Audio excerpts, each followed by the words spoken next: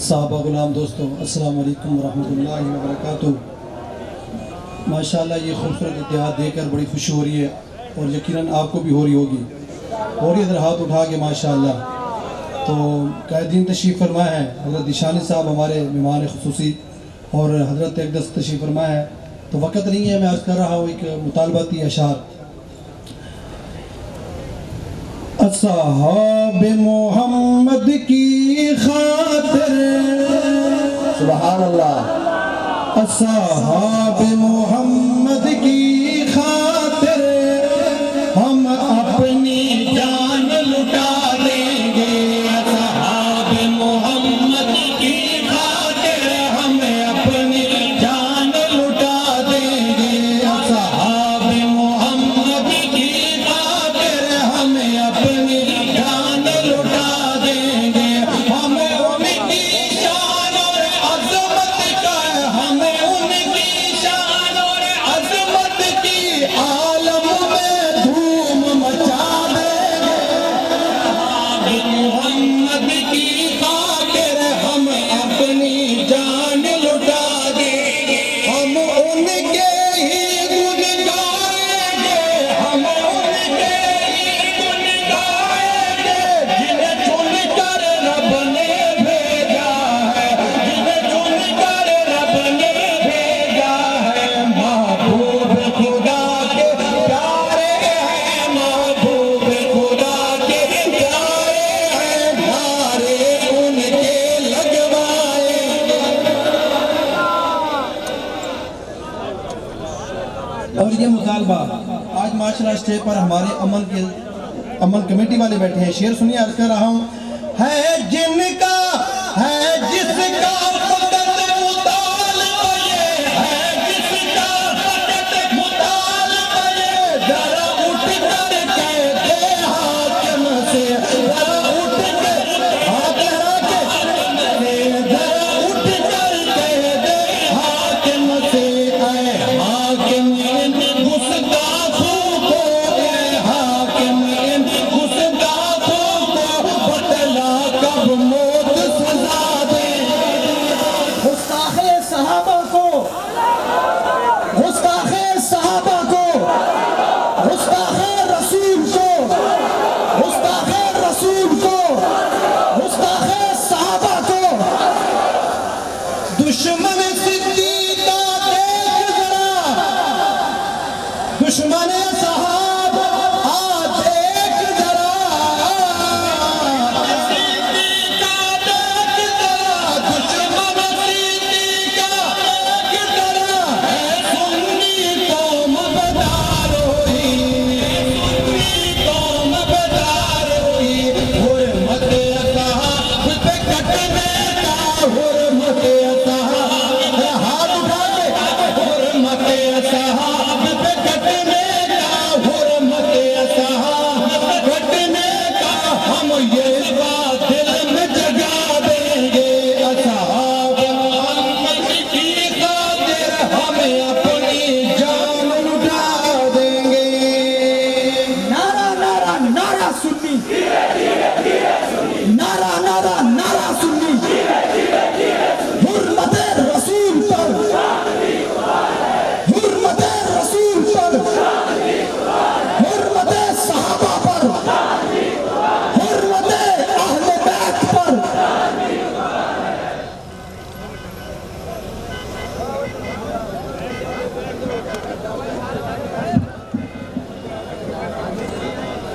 یہ تھے جناب جنہوں نے بڑے ہی آسان انداز میں اپنے وقت کی پاسداری کی ہے۔ میں شکریہ ادا کرتا ہوں جناب عبدالشکور ربانی صاحب کا۔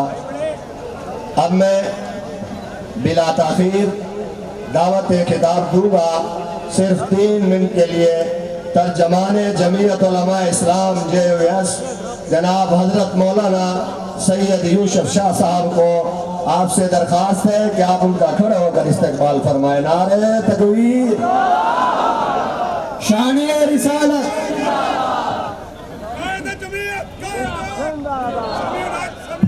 مرتے مومن مرتے حق، مرتے مومن مرتے حق، مرتے مومن مرتے حق۔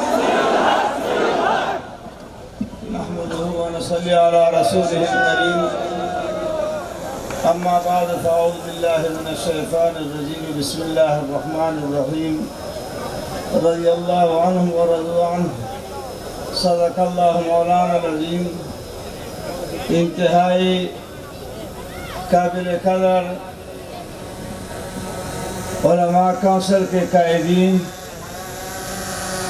ضلع بکر کے سیاسی اور دینی قائدین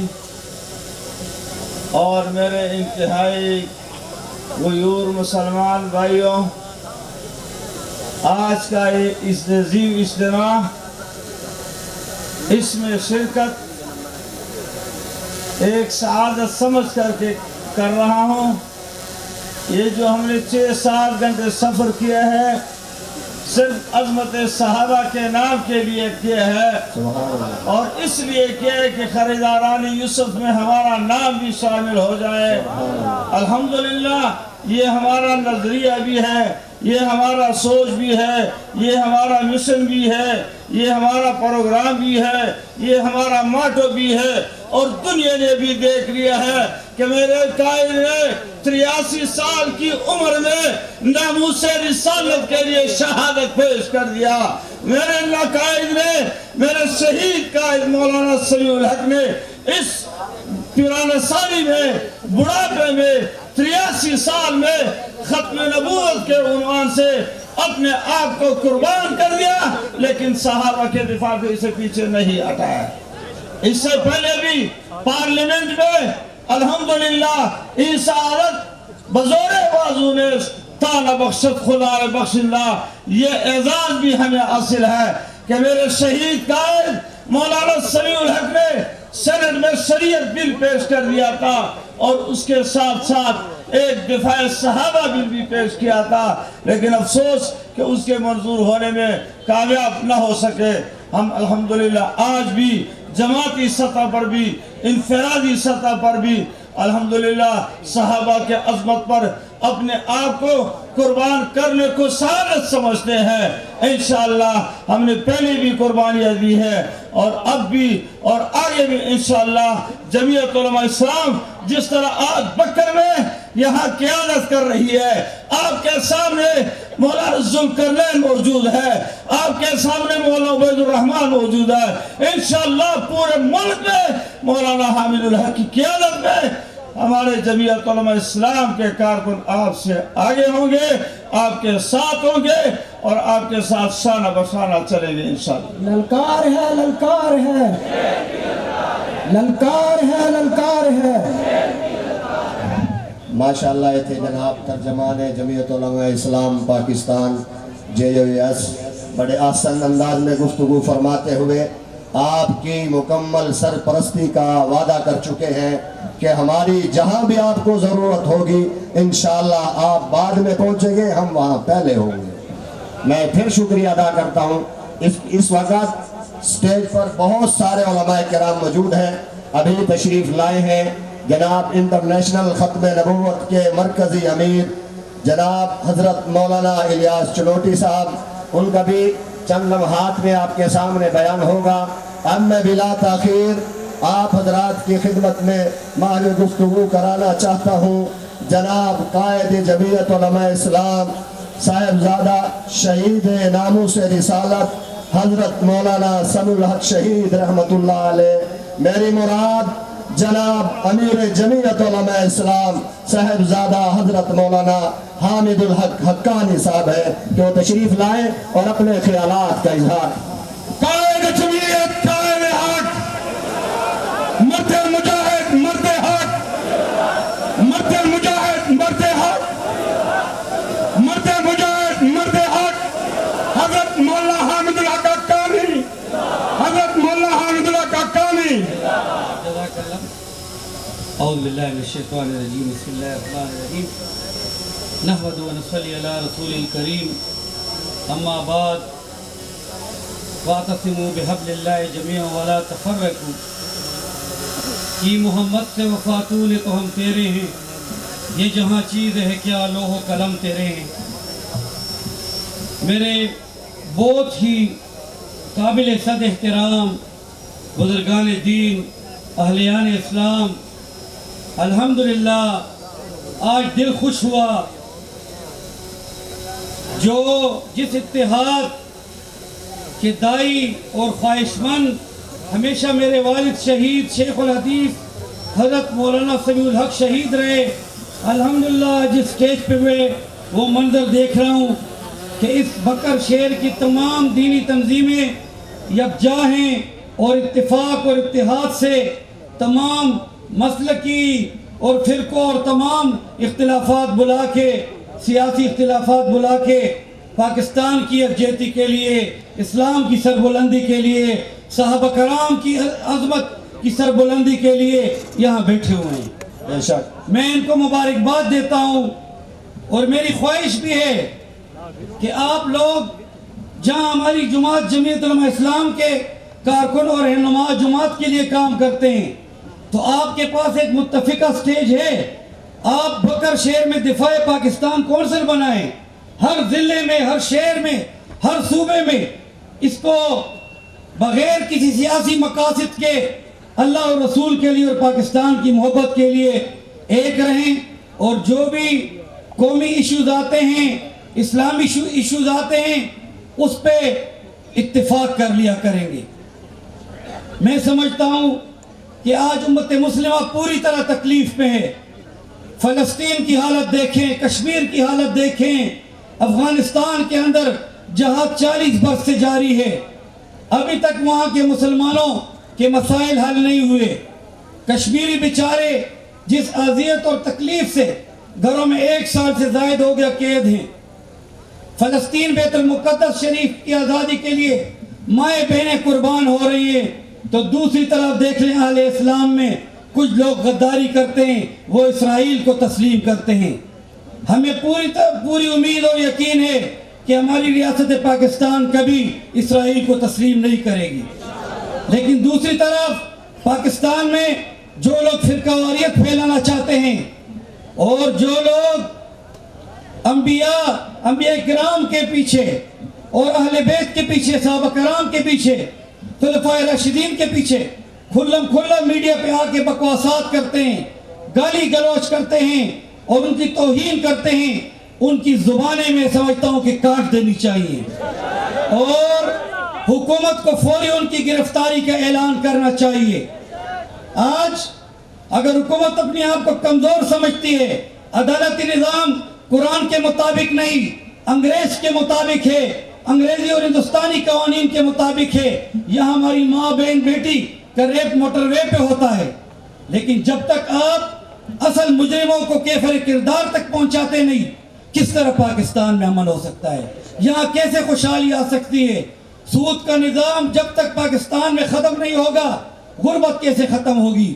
یہاں بجلی اور گیس اور کارخانے کس طرح ہمیں آسان اور سستے میسر ہو سکتے ہیں؟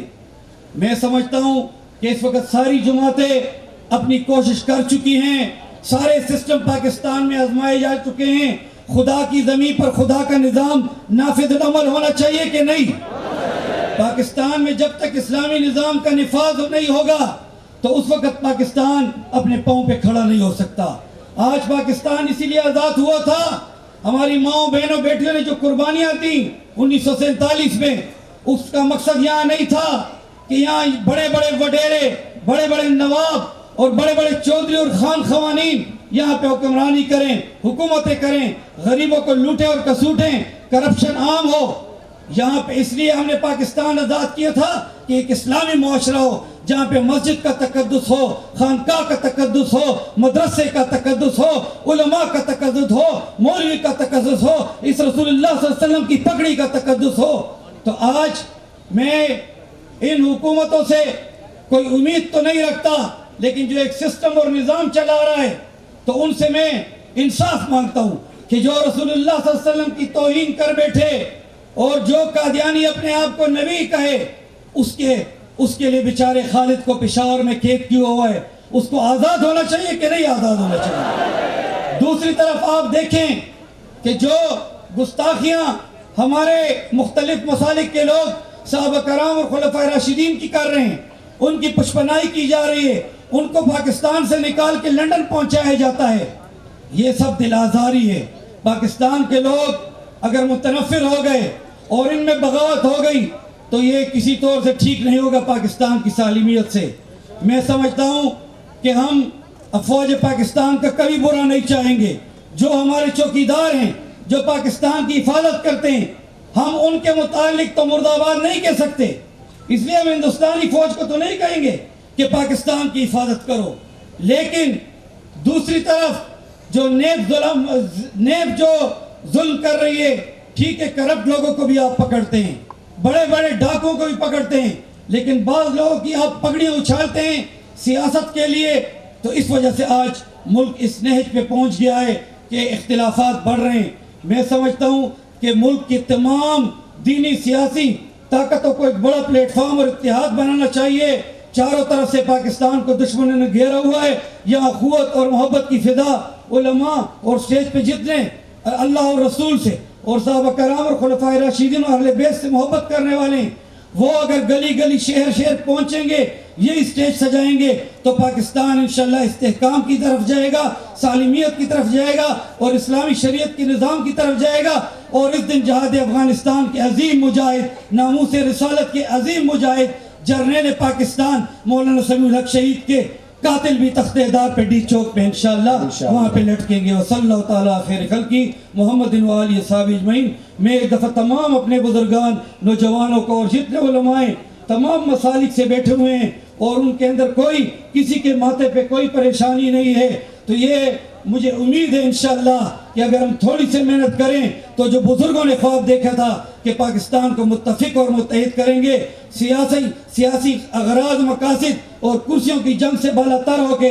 انشاءاللہ یہ نئی نسل پاکستان کو مضبوط بنائے گی.